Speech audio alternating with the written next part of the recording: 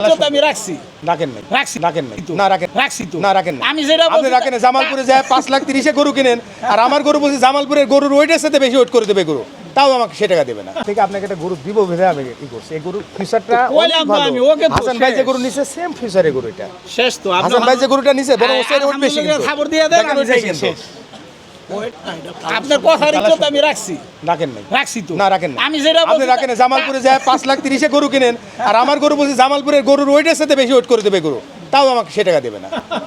হইলো এটা বরং বলা ভাই লগে কি রাখ নাকি? না রাখ না, আমার খুব ক্লোজ খুব ক্লোজ।